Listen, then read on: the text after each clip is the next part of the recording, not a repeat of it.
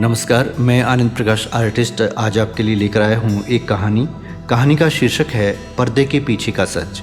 कहानीकार हैं कृष्णलता यादव। तो प्रस्तुत है कहानी पर्दे के पीछे का सच। अपार रूप राशि की धनी लाल जोड़े में लिपटे 16 सिंगार की रुक्मणी परी सी लग रही थी। दादी ने डिठौना लगाया तो बुआ ने नून राई उतारी। द्वारचार के लिए आ रही बारात के साथ बैंड बाजे की आवाज़ वातावरण में गूंज रही थी। ये गूंज रुक्मणी और रुक्मी के हृदय में उल्लास का संचार करने लगी। उसी काल बुआ ने उसकी ठुड्डी पकड़कर बलैयाँ ली और बोली, एकदम राजकुमार सा लग रहा है मेरी होने वाली रुक्मी का साजन। 2 बेटों का बाप है तो क्या, रूप रंग की ऐसी छटा बिखर रही है कि कुंवारे को भी मात दे रहा है। किसी की बुरी नज़र न लगे भले घर के पूत रूपदत्त को। 2 बेटों का बाप शब्द रुक्मी के दिल पर चोट कर गए, परंतु अपने ही तरीके से सहलाली रुक्मी ने ये चोट, खुशी के पलों को चोट के गम में गंवारा नहीं था उसको। माँ बाप का साया बचपन में ही उसके सिर से उठ चुका था। कहने को वह दादी चाची की राज दुलारी थी, पर माँ बाप का सुख अलग ही होता है, यह उसने सुना था। अब वह इसे पहचानने भी लगी थी। वह बुदबुदा कर रह गई। माँ बाप होते तो आज इस घर के दरवाजे पर दुहाजू की जगह कोई कुंवारा वरमाला पहनने आता। जब शादी की बात चली तो रुक्मी ने विरोध जताया था। दुहाजू वर किस लिए, बिना माँ बाप की बेटी को इतनी बड़ी सजा। इस पर दादी ने तर्क दिया था, माँ बाप क्या कर लेते लाडो, जिसने तेरा पल्लू पकड़ा हुआ है वही तो ब्याहने आएगा ना। फिर वह दुहाजू हो या बड़ों ने और भी प्रश्न खड़े किए थे। लल्ली, कुंवारे वर को दहेज चाहिए, उसका इंतज़ाम कहाँ से होगा। तुम्हारा बाप कोई मिल चलती नहीं छोड़कर गया। जानती है आजकल लड़कों की बोली लग रही है। लोगों ने शादी ब्याह को बाजार बनाकर रखा है। इस बाजार में अपने घर की हालत तो तुम अच्छी तरह जानती ही हो। इन बातों के चलते रुक्मी की एक नहीं सुनी गई। उसकी डोली ससुराल पहुंच चुकी थी। सब ने बढ़ चढ़कर उसका स्वागत किया। कंगन, कुंडल, हार, टिकुला, न जाने क्या क्या उपहार स्वरूप मिला। सोने के जेवरातों से लद गई थी वह। इस स्वर्ण बदरिया के बीच बिजली की कौंध भी थी। नाते रिश्तेदारों के इन शब्दों में पहले वाली का होगा ये सारा जेवर। इस कौंध का किसने क्या उत्तर दिया, यह जानने की रुक्मी ने ज़रूरत नहीं समझी। प्यार की सौगात समझकर सहेज लिया था उसने ये सब। झुरमुट की तरह आसपास मंडराई महिलाओं ने चुटकी ली, बहू बड़ी किस्मत वाली हो, देखो ना 2 बेटे मिल गए। ये बड़ा वाला मुकुल अपने पापा की तरह गोरा चिट्टा, गोल मटोल, छोटा है अनुराग, ठीक अपनी माँ की नकल, बड़ी बड़ी आँखें, सांवला रंग और सलोना रूप। इन्हें अपनी गोद में बिठाओ और ममता के उजाले से इनका जीवन रोशन कर दो। आज इनकी माँ उस लोक में ज़रूर खुश हो रही होगी कि उसके बेटों की देखरेख करने वाली आ गई है। रुक्मी ने नोट किया कि पहले वाली शब्द सबकी ज़ुबान पर राम राम की तरह चढ़ा हुआ था। बच्चे तो बच्चे ही होते हैं, कोई हृदयहीन ही होता है जो उन पर स्नेह फुहार नहीं गिराता। उनकी बाल सुलभ चंचलता में रुक्मी भी अपनी चंचलता मिला देती। यूं इन बच्चों को अपनी सगी माँ की धुंधली सी भी याद नहीं थी। रुक्मी के विवाह को 1 साल हो चला तो उनके घर आने जाने वाले उसकी सास से पूछ बैठते, बहू आज से उत्तर मिलता अभी तो नहीं। पहले वाली ने तो साल भीतर घर में थाली बजवा दी थी। इन बातों के चलते रुक्मी के मन में अपनी कोख जाई संतान की माँ बनने की कामना सुख बुगाने लगी। ऐसा नहीं कि वह दोनों बेटों से नेह नहीं रखती थी, लेकिन मन उचाट रहने लगा। आंगन में बच्चों की चहक के बावजूद उसे सूनेपन का एहसास होने लगा। काल्पनिक अनुभूति के घोड़े पर सवार होकर कभी वह अपने बच्चे के लिए खिलौना खरीद रही होती, कभी उसे बग्घी में सैर करवा रही होती। कभी कभी उसे लगता कि उसके सतनों में दूध उतर आया है और शिशु स्तनपान कर रहा है। माँ बनने की रुक्मी की इच्छा तेज़ और तेज़ होने लगी। एक दिन उसने अपने पति के सामने मन की बात रखी तो वह ठठाकर हंस दिया, अरे भाई 2 बच्चे हैं, मामा करते तुम्हारे आगे पीछे घूमते हैं, फिर तीसरे। ये सुनकर बिफर पड़ी थी वह। तुम्हारी वंशबेल चलाने वाले मौजूद हैं, इसलिए ये सब कह रहे हो। मैं औरत हूँ और माँ का दर्जा हासिल करना मेरा सबसे खूबसूरत ख्वाब है। यूं भी आज नहीं तो कल समाज मुझ पर बांझ होने का लेबल चिपका देगा। स्थिति की गंभीरता को भांपते हुए रूपदत्त ने कहा, अरे नगर कोतवाल की तरह तो मत डांटो, मैं तो यूं ही विनोद कर रहा था। तुम्हारी भावनाओं को अच्छी तरह समझता हूँ। वैसे भी अभी कौन सी देर हुई है, फिर भी अगर तुम चाहो तो माँ के साथ जाकर अपना मेडिकल चेकअप करवा सकती हो। एक दिन की भी देर किए बिना रुक्मी शहर के जाने माने क्लिनिक पर जा पहुँचे। तरह तरह के टेस्ट हुए, सबकी रिपोर्ट नॉर्मल, कहीं कोई कमी नहीं। महंगे से महंगे टेस्ट भी सब कुछ सही की झंडी दिखा गए।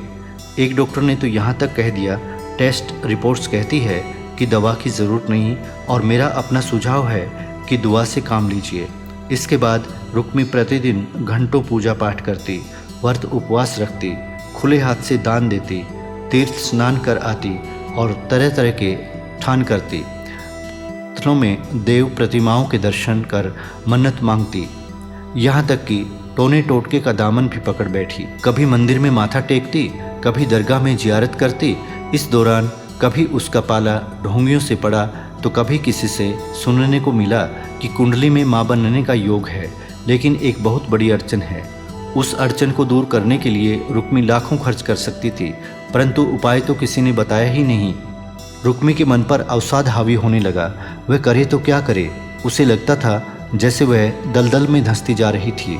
घर परिवार वाले जब तब कहते, अपने पेट का नहीं है तो क्या, पति के बच्चे तो हैं, उनको अपना नहीं मानना तंग दिली नहीं तो क्या है। इन शब्दों को नज़रअंदाज कर कठपुतली सी नाचती रही वह अपनी इच्छा के इशारों पर।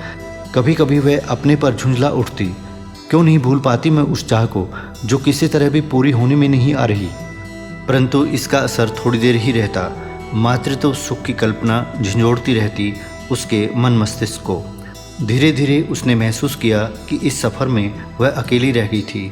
उसका साथ देने के लिए मन से कोई भी तैयार नहीं था। आरंभिक दौर में सहानुभूति के स्वर सुनाई देते थे, मगर अब वे लुप्त हो चले थे। देखते देखते कई वर्ष बीत गए। रुक्मी ने आस विश्वास का दामन नहीं छोड़ा। वह स्वयं से सवाल जवाब करती, उसके घर में देर है अंधेर नहीं। धीरज के घूंट पीकर मुझे इंतज़ार करना होगा। मैंने आंसू बहुत बहाए, पर वे मेरी सुनी गोद को कहाँ भर पाए।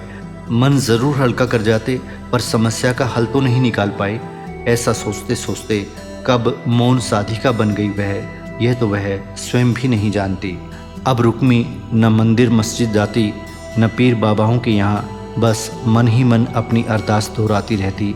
उगते सूरज, घनघोर घटाओं व बहते पवन से अपनी बात कह देती, इस विश्वास के साथ कि प्रकृति की शक्तियाँ कभी न कभी उसको मातृत्व का आशीर्वाद देंगी।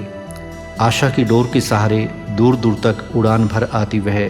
एक दिन वह मुग्ध भाव से अपने काल्पनिक शिशु को लोरी सुना रही थी, तभी रूपदत्त के साथ उसके दोस्त का आना हुआ। रूपदत्त ने उसका परिचय दिया, यह है मेरा दोस्त डॉक्टर रत्नेश। हमारी शादी से कुछ समय पहले अमेरिका में सेटल हुआ है, खूब नाम दाम कमा रहा है वहाँ। डॉक्टर साहब, यह मेरी जीवन संगिनी रुक्मी। ये सुनते ही रुक्मी अपने कमरे की ओर दौड़ी। जलपान की औपचारिकता निभाना भी ध्यान नहीं रहा उसे। अपनी टेस्ट रिपोर्ट्स की फाइल डॉक्टर रत्नेश के सामने रखकर बोलती चली गई वह, डॉक्टर साहब, अपने डॉक्टरी ज्ञान के बूते पर बताइए ना, क्या कहती है इन रिपोर्ट्स की भाषा। रिपोर्ट्स पर सरसरी नज़र डालकर रत्नेश ने अर्थपूर्ण ढंग से रूपदत्त के चेहरे पर आंखें गड़ा दी। रूपदत्त को काटो तो खून नहीं। ठंड के बावजूद उसके माथे पर पसीने की बूंदें चोचवा आईं। बिना एक पल की देरी किए दोनों दोस्त कमरे से बाहर जाने के लिए उठ खड़े हुए। रुक्मी जान चुकी थी कि उनके मध्य कोई रहस्य था, जिसका खुलासा उसके सामने करना ठीक नहीं समझा गया। क्या पर्दे के पीछे इतना डरावना सच है जिसे मैं सहन नहीं कर पाऊंगी। अजब पहेली थी उसके सामने। भंवरे की तरह दिन रात उसके आसपास मंडराने वाले, उसके हृदय सम्राट कहलाने वाले ने उसे अंधेरे में किस लिए रखा। सम्राट का हृदय तो इतना बड़ा होता है कि प्रजा का दुख दर्द उसमें समाया होता है। फिर वह कैसा सम्राट जिसे एक प्राणी का दुख भी विचलित नहीं कर पाया। क्यों नहीं जा सका वह एक बार भी कतरा कतरा टूटती पत्नी के साथ डॉक्टरी परामर्श के लिए। इस प्रकार के प्रश्नों की जुगाली करते करते रुक्मी का सिर भन्ना गया था और अगले ही पल रुक्मी स्वयं को कोसने लगी। घटिया सोच की दलदल में दिन दिन क्यों धंसती जा रही हूँ मैं। जिस पति ने मेरे लिए अपनी तिजोरी का मुंह सदा खुला रखा, मेरे कहीं आने जाने पर कभी रोक टोक नहीं लगाई, आज उसी देवता जैसे आदमी को अपराधी की तरह कटघरे में खड़ा कर रही हूँ। भगवान मुझे माफ़ नहीं करेगा। अब आज और इसी समय अपनी उस इच्छा का गला घोंट देती हूँ जिसने इतने सालों से हमारी ज़िंदगी में जहर घोला हुआ है। आज से मेरी नई ज़िंदगी की नई शुरुआत होगी। मेरे दाता बहुत सारी ताकत देना, नई मंजिल की ऊंचाइयां छूने की। बहुत चहकने के बाद यकायक खामोश हो जाने वाले परिंदे की भांति अति खामोश हो गई रुक्मी। संध्या हुई तो रत्नेश व रूपदत्त ने घर में प्रवेश किया। रत्नेश ने सफाई दी। भाभी, आप जानती हैं कोहरे को छटने में समय लगता है और कोहरा छटने के बाद बाकी बचे दिन को गरमाइश का तोहफा मिलता है। इस तोहफे से राहत महसूस की जा सकती है जिससे ज़िंदगी रफ्तार पकड़ती है। आज समय आ गया है आपकी गृहस्थ ज़िंदगी से रहस्य का कोहरा हटाए जाने का। रहस्य भी ऐसा कि जिसे केवल मैं और मेरा दोस्त जानते हैं। अफसोस आज तक मेरा दोस्त इसको उजागर करने की हिम्मत नहीं जुटा पाया। इसके लिए तुम उसे मनमानी सज़ा दे सकती हो। बोलते बोलते रत्नेश के होंठ कांपने लगे। वहीं रुक्मी का दिल डूबता सा महसूस कर रहा था, मानो मस्तिष्क की कोशिकाएं एक साथ धड़कने लगी थीं। अंततः डॉक्टर ने कहा, असल में मेरा ये दोस्त छोटे परिवार में विश्वास रखता है, इसलिए अनुराग के जन्म के बाद इसने नसबंदी। रुक्मी संज्ञा शून्य होकर धड़ाम से ज़मीन पर गिर गई। होश आया तो वह पहले वाली रुक्मी नहीं थी।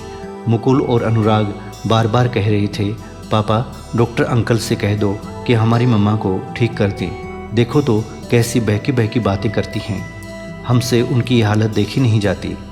रूपदत्त बुदबुदा रहा था, काश पर्दे के पीछे का सच बातों बातों में पहले बता दिया होता।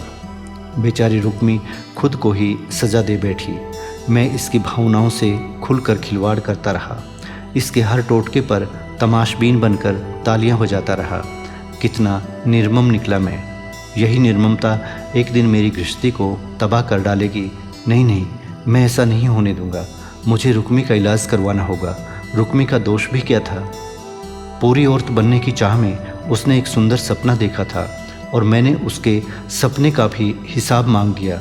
बहुत बुज़दिल और स्वार्थी हूँ मैं। भावावेश में रूपदत्त ने रुक्मी के पैर पकड़ लिए। सामान्य अवस्था में रुक्मी उन हाथों को अपने सिर पर रख लेती और गुहार करती, मुझे इतना सिर न चढ़ाओ मेरे नाथ। मैं ठहरी एक साधारण सी औरत, मगर आज विक्षिप्तावस्था में वह नहीं जानती पैर पकड़ने के मायने। निर्विकार भाव से रूपदत्त की ओर देखती रही। वह उसके सामने एक ऐसा जाल बुनकर फैला दिया था जिससे आज तक उसका सरल निष्कपट हृदय कभी नहीं टकराया था।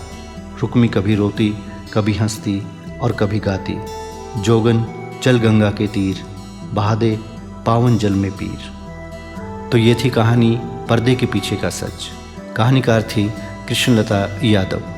यदि आपको कहानी पसंद आई हो तो लाइक करना न भूलें।